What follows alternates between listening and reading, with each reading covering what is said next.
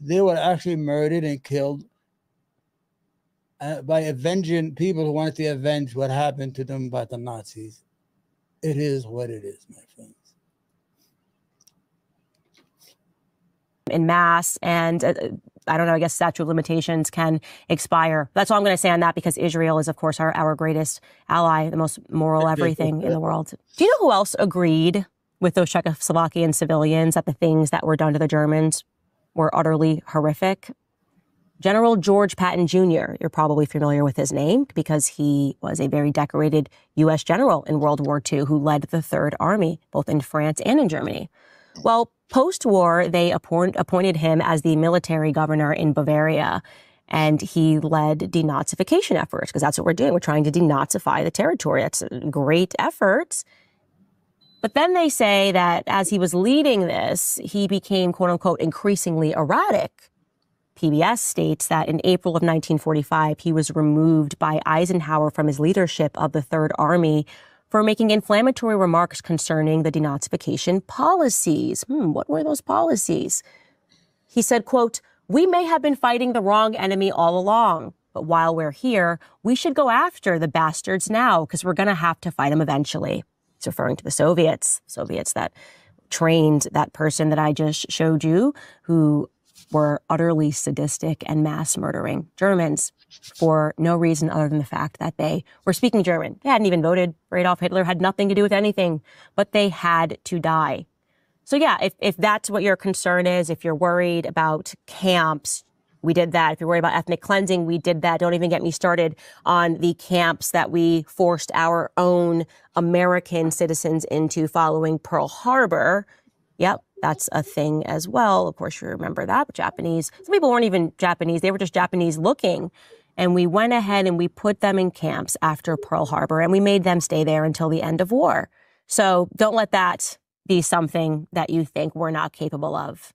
But then you move on to the experimentation. Yes, of course, that's been embedded into our minds. The Nazis experimented on innocent people.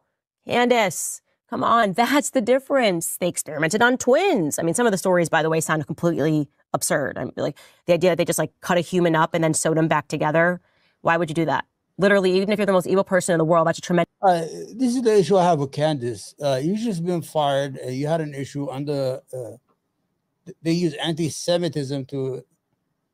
Not anti-Semitism, because you were critical of the war crime that Israel was committing. But why would you come back and talk about Hitler almost 3-4 episodes? That's what I'm trying to wonder. I mean, it's not recent. It's not a recent events that you usually do as a show. But anyway, let's listen. Let's entertain her. Candace Owens is a different person now. I wish she would make peace with her Black community first. She have apologized to the Muslims. Thank you. Apologies accepted. But we want you to make peace with the African American, the Black, whatever you want to call it, the Black people. Your community. Make peace with your community. Then you could be strong. Because Candace, I'm going to tell you right now. I don't know if you're going to listen to this or not. You need a tribe. Your tribe is the Black community. No one is going to come for you, and you need... They came for OJ and protected him, and he was a piece of shit. So you need that, and you need to make peace with your community. And it's waste of time and supplies. Just slice a person in half and sew them together. That just sounds like bizarre propaganda, but let's just go with it. Let's say that that's actually true. Okay, that experimentation is the thing that sets the Nazis apart. Well, why did we bring them all over here thereafter? What was Operation Paperclip? We took all of those top Nazi scientists and we brought them to America. I wonder why we did that. Maybe for a little more experimentation. Have you heard of Dr. Sidney Gottlieb? Have you ever heard of the CIA? If you think experimentation is unique to the Nazis, you need to wake up. Oh, but Candace, the Nazis murdered people with the special needs. You heard of Planned Parenthood? They literally tell you to abort your children if they have special needs. You learn that in the school system. And in terms of experimentation, I invite you again as required readings. This book, Chaos, man. They're talking about this specific operation that took place under the directive of LBJ, who was also a monster, a monstrous president that we had. And this operation was called Phoenix. And I'm just going to read you just a couple of sentences here. Their attempts were sometimes even more unhinged. In 1968, CIA scientists at the Bien Hoa prison outside Saigon surgically opened the skulls of 3 prisoners, implanted electrodes on their brains, gave them daggers, and left them alone in a room. They wanted to shock the prisoners into killing one another. But when the efforts failed, the prisoners were shot and their bodies were burned. Wow. That's an operation where we just were mass killing civilians, which we do a lot. But there, of course, if we do it, it's different. It's different because we're not literally Hitler. We drop bombs on entire populations. We firebomb Christians. We drop a nuke on praying Catholics. And if you know about it, you get screamed at by the propagandists in the West. Knowing about it is the crime. The crime is not actually dropping a bomb on praying civilians in Nagasaki. That's not the crime. The crime is not firebombing people through Ash Wednesday in Dresden who were civilians, children. No, that's not the crime. The crime is you knowing. It's me knowing. That's the real problem. And I got to stop knowing these things. I got to stop knowing about Pol Pot. I got to stop knowing about the Cambodian genocide and knowing that, of course, there were people that did worse things throughout history. Especially as a Christian, I have got to stop talking about Henry Yagoda. They get real upset when you talk about the Bolsheviks. You want to know why? Because the Bolsheviks were never brought to heel. The Bolsheviks never had to face trials. There were no Nuremberg trials for the Bolsheviks. In fact, many of them came to America, and many of them are in positions of power right now.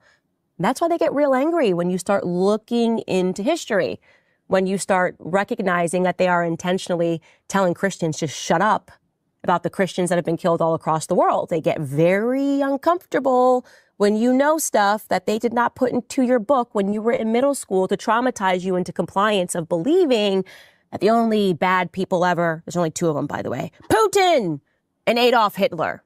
So to those people, I'm just going to say, spare me. Because I'm not going to stop talking about real history. I'm going to educate people that follow me about real history because it's the only way that we're going to prevent these psychopaths from doing more psychopathic things in the future. If you're looking for people that behave like literally Hitler, it ain't me, buddy. You got to start examining your own government. That's all I'm going to say on that topic. All right, there you have it. We got more videos on our sister here, Candace Owens, and she's talking about a lot of stuff. This is the next video she has. Let's see. Was an Englishman. He was also a drug abuser. He was a bisexual who is credited with heavily influencing the eventual counterculture revolution of the 60s in America. Free love, free love. Yeah, that book, Chaos. Things got weird and satanic in the 60s in America. And America is where this Englishman, Aleister Crowley, eventually moved. But what he is most famous for is black magic. He was an occultist who pledged his allegiance to demons. He believed that he could summon demons, okay? The story goes that when he was 13 years old, he read the book of Revelation in the Bible, and he became inspired, not by Jesus Christ, but by the 7-headed beast that is ridden by the whore of Babylon. So in case you are somebody that's not familiar with the Bible and Revelations, they talk about this 7-headed beast that rules over every tribe and people and tongue and nation, okay? So it's satanic. It's a satanic beast. When Aleister got older, he started a religious cult, a satanic cult known as the Lima. Crowley believed that the number of the beast, 666, was significant. He believed that humanity was entering in a new eon and that his religious motto, which was do what thou wilt. Hold on. Let's see. Is this another one? I think I got the wrong. Pagan faith. Hold on.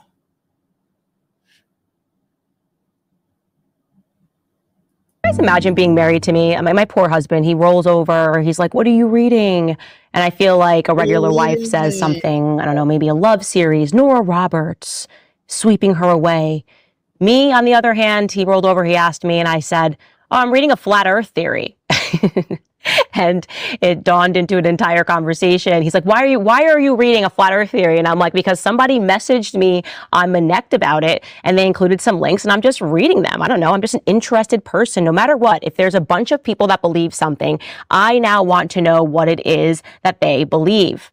And of course, he pushed me on this and he was talking about the earth curvature and science. And I said to him, listen, I'm not a flat earther. I'm not a round earther.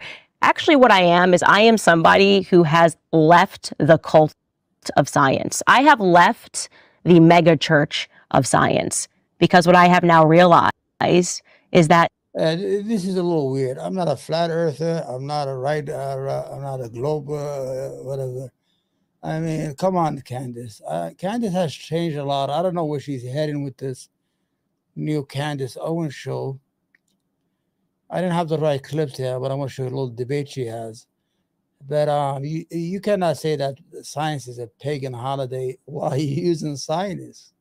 You're on a camera, you have a microphone, you're hearing, we're seeing you talk. That's science. So you cannot leave, you cannot be just picky about what science to leave.